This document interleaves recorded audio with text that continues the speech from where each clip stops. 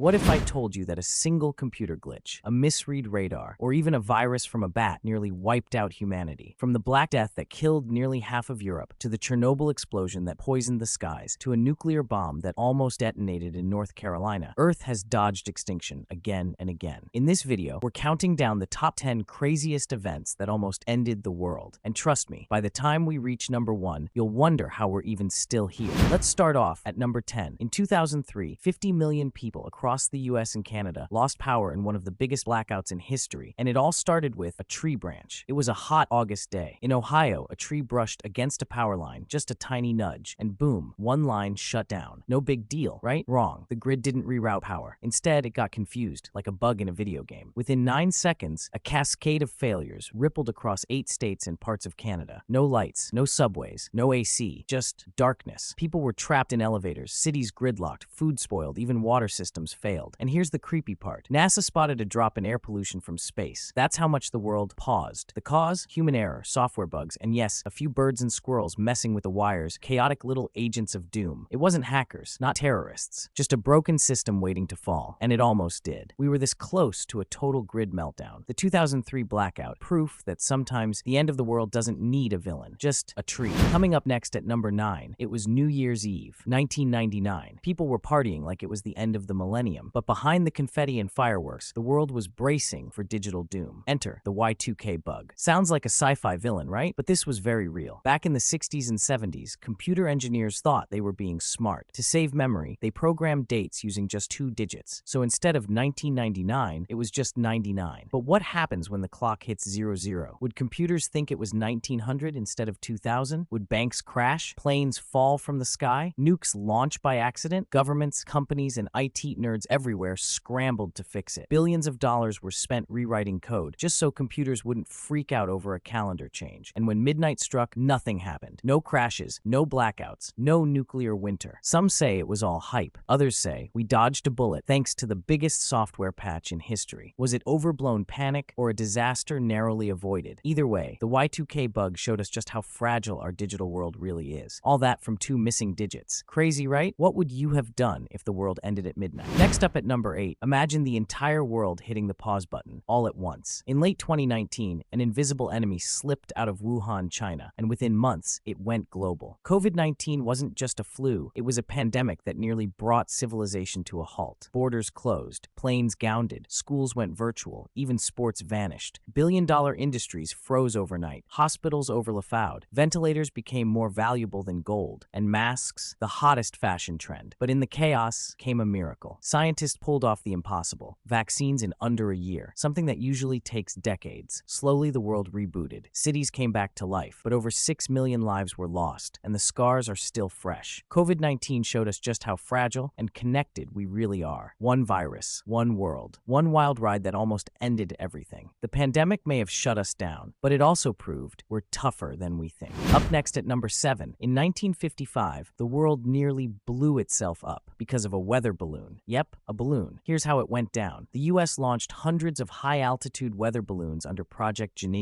The goal? Sneak peeks at Soviet territory from way up in the stratosphere. But the Soviets weren't buying the weather balloon excuse. They thought the US was spying on them, because they were. Now, one of these balloons drifted way off course. It floated across Soviet airspace, triggering alarms. The Soviets believed this could be a pre-strike surveillance tool for a nuclear attack. Panic surged. Soviet fighter jets were scrambled. American military intelligence went into overdrive. Tensions were so high, both sides prepped for the worst-case scenario, all-out war. Think about it. 2 nuclear superpowers, fingers twitching over the red button, because of a balloon. Thankfully, cooler heads prevailed. The balloon was eventually shot down, and the US played it off as a scientific mission. The world exhaled. But this ridiculous moment is a chilling reminder. During the Cold War, it didn't take much to bring us to the brink of destruction. Over a balloon. Crazy, right? Next up at number 6. Did you know, in 1986, the world barely dodged a nuclear apocalypse? Welcome to Chernobyl, the night the Earth held its breath. On April 26, 1986, a safety test at Reactor 4 of the Chernobyl nuclear power plant in Soviet Ukraine went horribly wrong. Spoiler alert, it wasn't safe at all. At 1:23 a.m., boom, the reactor exploded, blasting radioactive material into the sky like a toxic volcano. It was 400 times more powerful than the Hiroshima bomb. Radiation didn't stop at the Soviet border. It spread across Europe. Sweden, Japan, France, even the UK. For days, the Soviet Union didn't tell anyone. Firefighters ran in with no protection. Most didn't even know it was radiation. They saved the world, but many died days later. Scientists feared the meltdown would hit groundwater, creating a second explosion that could have wiped out half of Europe. Half. 3 men volunteered to dive under the reactor in total darkness to stop it. They were called the Suicide Squad. And guess what? They survived. Chernobyl didn't end the world, but it came terrifyingly close.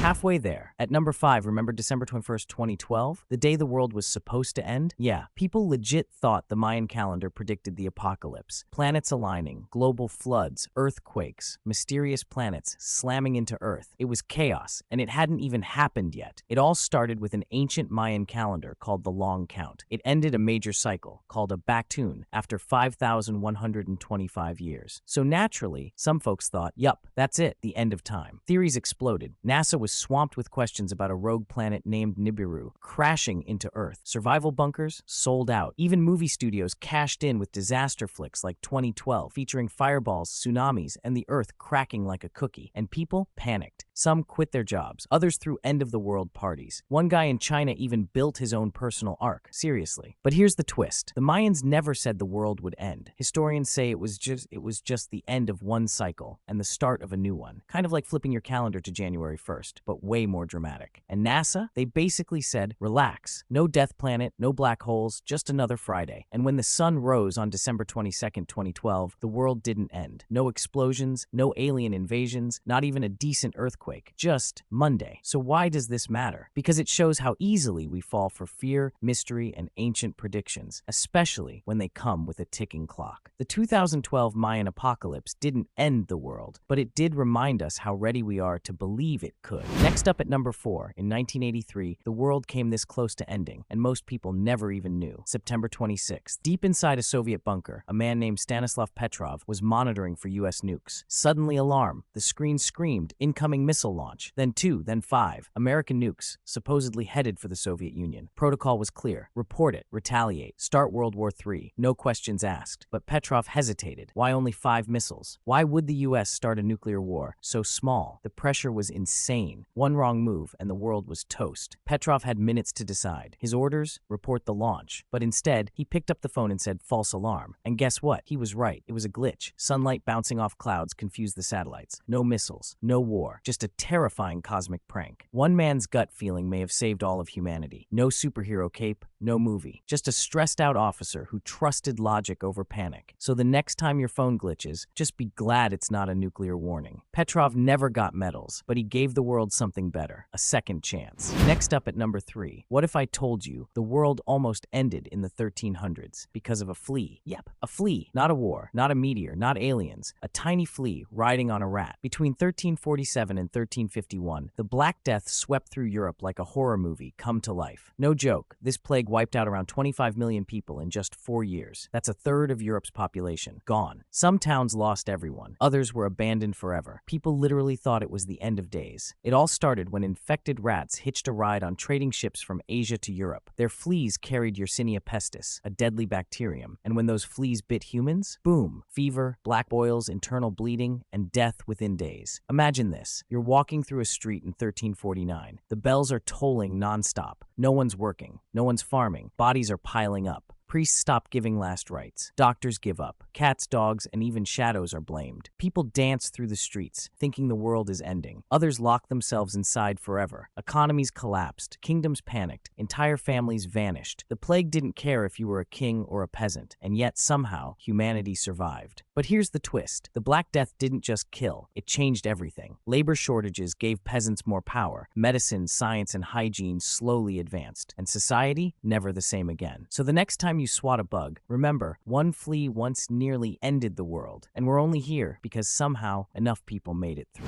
Coming up next at number 2, did you know there was a nuclear test so crazy it almost ended the world? Yup, it's called Castle Bravo, and it went down in 1954. Castle Bravo was the US's biggest hydrogen bomb test ever, and it totally backfired. Scientists expected a blast about 5 megatons, but instead it exploded with a whopping 15 megatons of force. That's 3 times bigger than expected. Why? Well, Well, the bomb's design was new, and they underestimated how the lithium fuel would react. The result? A massive explosion that sent radioactive fallout flying far beyond the test site, way past the uninhabited Bikini Atoll. Radioactive ash rained down on nearby islands, contaminating the air, water, and even fishermen out at sea, who had no idea they were being blasted with deadly radiation. One Japanese fishing boat, the Lucky Dragon No. 5, got hit hard. The crew got sick with radiation poisoning, and one sailor tragically died. This sparked international outrage and made everyone realize nuclear weapons were scarier than anyone thought. Castle Bravo wasn't just a big boom, it was a huge wake-up call. It showed how dangerous nuclear testing could be and how close humanity was to disaster. So next time you hear about nuclear bombs, remember Castle Bravo, the test that was supposed to be controlled but turned into one of the wildest, most dangerous moments in history. Crazy, right? At last but not least, what if I told you the world almost ended by accident? Not in a movie, but real life in 1961 when two nuclear bombs almost detonated over a small town in North Carolina. This is the crazy story of the Goldsboro B-52 crash. It's January 24th, 1961. A U.S. Air Force B-52 bomber is flying high with two hydrogen bombs on board, weapons so powerful they could wipe out an entire city. But something goes horribly wrong. The plane breaks apart in midair over Goldsboro, North Carolina. The plane crashes and both bombs fall out. Now here's where it gets wild. These nukes start their detonation sequence automatically. One of the bombs actually got within seconds of exploding. A single tiny switch prevented disaster. Just one switch stopped one of the bombs from detonating, saving millions of lives and possibly the world as we know it. Imagine that. A split-second hardware failure that spared us from nuclear apocalypse. For decades, this near catastrophe stayed classified. The public had no idea how close we came to disaster. It wasn't until years later that people learned how fragile the situation really was. The Goldsboro crash is a chilling reminder. During the Cold War, accidents like this were terrifyingly close to happening, and the world was living on the edge. One tiny mistake could have changed everything forever. So next time you hear about nuclear war, remember the Goldsboro B-52 crash, the day two nukes almost ended the world and didn't.